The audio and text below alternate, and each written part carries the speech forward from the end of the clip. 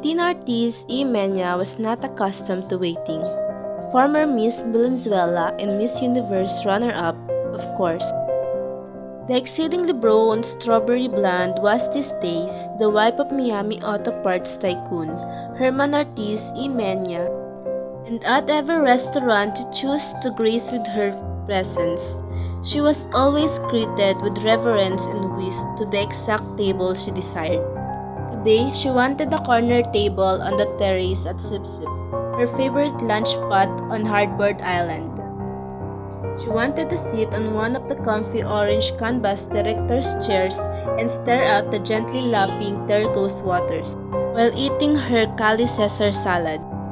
But there was a large, noisy group taking up the entire terrace and they didn't seem in much hurry to leave.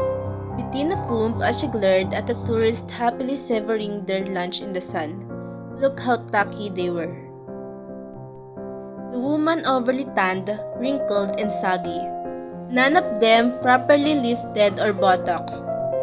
She felt like walking up to their table and handing out her dermatologist's business cards.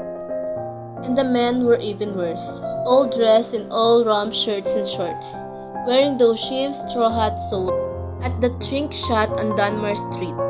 Why did such people have to come here? The 3.5-mile-long paradise with its pristine pink sandwiches was one of the best kept secrets in the Caribbean. A haven for the very rich filled with quaint little wood houses painted in shades of sherbet. Charming boutiques, chic ocean-flanked mansions turned into inns and five-star restaurants to rival St. Bart's. Tourists should have to take a style exam before being allowed to set foot on the island, feeling that she had been patient long enough. Bettina stormed into the kitchen, the fringe on her crocheted Fuchi cotton top shaking furiously as she made the villain for the woman with a shock of pixie-cut blonde hair manning the main stove. "Julie, honey, what's the dealio? I'm waiting more than 15 minutes for my table." Bettina signed to the owner of the restaurant. "Sorry, Bettina, it's been one of those days. The party of 12 on the terrace showed up first just before you did." Julie replied as she handed off a bowl of spicy cone chili to waiting server. "But the terrace is your prime spot. Why on earth did you let those tourists take up all that space?" "Well, the tourist the red fishing cup is the Duke of Glencorra. His party just boated over from Windermere. That his royal hostman you see mourned off the coast. Isn't it the most handsome sailboat you ever seen?" "I'm not impressed by big boats." Bettina hove, although secretly she was rather impressed by people with big title. From the kitchen window, she surveyed the party assembly on the terrace with new eyes. These aristocratic styles were such a strange breed. Sure, they had their civil row suits and their heirloom tiaras, but when they traveled, they looked so painfully frumpy.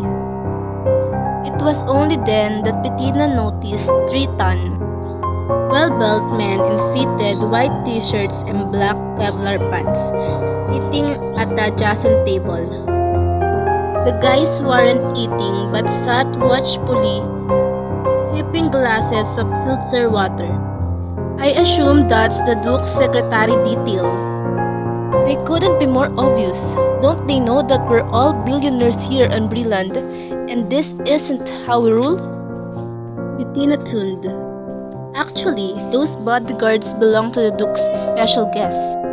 They did the whole sweep of the restaurant before the party arrived.